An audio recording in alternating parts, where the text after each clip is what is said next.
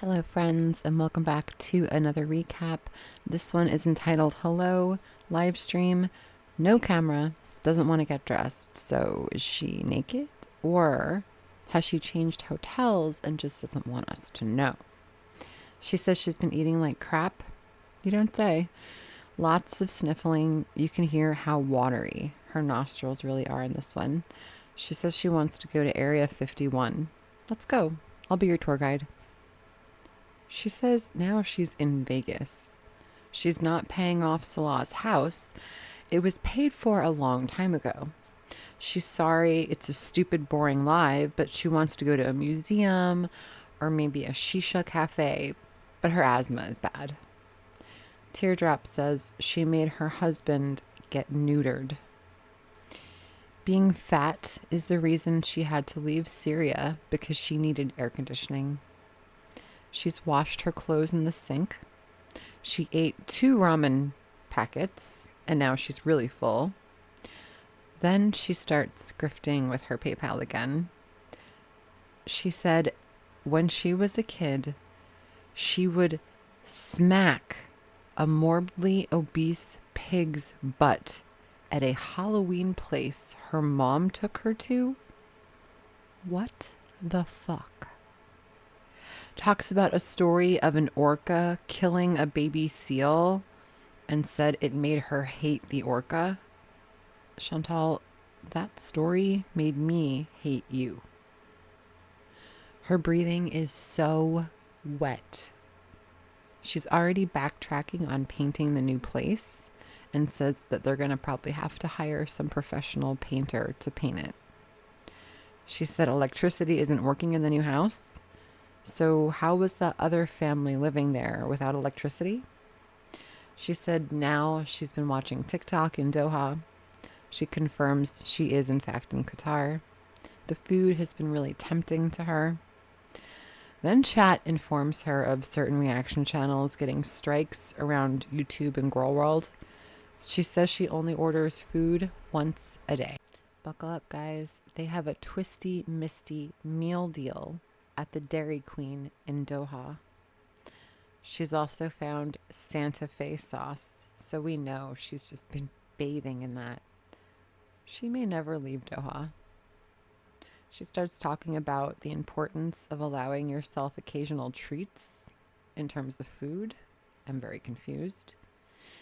She said she finished an Outback meal and the 2 ramen noodles. She conveniently left out the Outback part earlier. She states she has no plan or content ideas for when she's in Qatar apart from eating as much fast food as she possibly can. She's calls sherbet sherbet.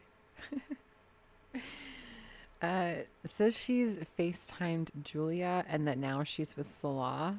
She admits to lying to Salah about taking her diabetes medications and that she forgets her pills and she just isn't organized when it comes to that kind of stuff. She says the last time she weighed herself was in Syria and she was 155 kilograms. That's 341.7 pounds. From the sounds of it, it's basically she's planning a fast food funeral. She blames her hosts in Syria for her high sugars because they offered her watermelon and rice pudding. She's trying to be frugal by utilizing meal deals. Says she has a deep belly button and it stunk so bad yesterday that she actually had to clean it. She said it was cute when her sister was little and she would start to cry because her chin would jiggle, and Chantal thought it was adorable.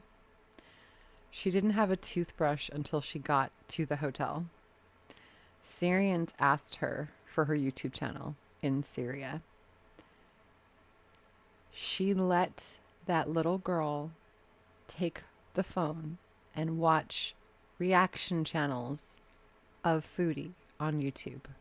Again, what the fuck? So basically that child is now unsupervised looking up foodie beauty content on YouTube. Then she says Salah showed the family their couples channel on a TV. So now, apparently, allegedly, these people are aware of her YouTube career. She says she has no content but to seal and eat, so she can only basically do mukbangs and these kinds of live streams for now. Then she claims that being an idiot is part of her Canadian culture. I'm not kidding. She said the kids would cry at their bedroom door if she overslept, so she was forced to let them in. What the parents must have thought of her, I cannot imagine. Then she rolls over onto her other side, or so I think, because we still can't see her, and she's completely out of breath. Then she starts bitching that her cheap hotel didn't offer her peanuts or candy in the minibar. An ice cold soda calms her mania a little bit, and she's just guzzling it down. She says she hates real fruit inside of ice cream. She's been eating and watching TikToks all day. She claims to still talk to Pete's, but then she says she doesn't talk to him. She doesn't like to eat Peeps. Would she rather just bathe in them? Listen to this story. She broke a plastic deck chair at Noor's. She felt the chair slowly going down. She's sitting in the living room with a bunch of people. She feels the chair slowly start to sink into the ground. And then all of a sudden, the leg kind of exploded and a piece of the leg flew like almost like a projectile or like shrapnel, and it hit her in the head. It hit Chantal in the head, and she screamed. And she screamed. Is that why she left? She said it happened really recently. She says that breaking a lot of furniture isn't a wake-up call, and she's done a lot in the past. Then she says again that the family that Salah had just kicked out was living in Salah's family's home without electricity or running water. And these are the same people that have been living there for the past 5 years. So he has to install everything before she can get there. What a slumlord. Then she says staying in a hotel is worth the backlash to her. She is literally moist and glistening over Outback Steakhouse. Relax. Outback is just Applebee's with a boomerang. She admits she's a spoiled brat. Blah, blah, blah. She's hot and tired. The new house has a big yard, which she'll never probably ever step foot in. Then she says Julia will be able to roam free in the yard because it's walled, but don't worry. The walls are high enough and she won't be able to get out. In Syria, she would have to wake someone else up in the house in the middle of the night to switch over the solar power so that her CPAP could turn back on again. So she didn't know how to do that herself. Again, total burden. A vacation to her is just sealing, air conditioning, and eating. Her words. Salah had the money to buy all the solar equipment, apparently. But there's no electricity in the new place, right? Make that make sense. Then she claims they're homeless and don't have rent to pay, so they're paying for the hotel instead of rent. I don't think she says she misses him, at least not even once in this stream. Now she says Julia's with Salah at their old place. Just as a sidebar, she's talking about teriyaki salmon, and just listening to her cream over food while we can't see her is just making me ill. Then she wonders if the people next door can hear her farting and pooping. Someone named Maya's World reminds her that she once used the word gay as an adjective, like, that's really gay, as a slur. Her response to that, I don't remember what I say when I'm mad. Then she just kind of giggles and says, We always said stuff was gay in the 90s, but I don't even know what it meant or even what it means now. Idiot.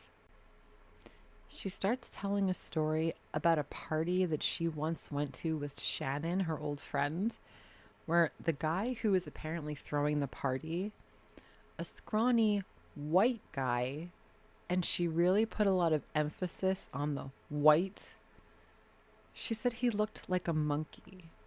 Now, between you and me, guys, judging by the fact that she just mentioned this immediately after talking about being a bigot and being bigoted and free in the 90s, right?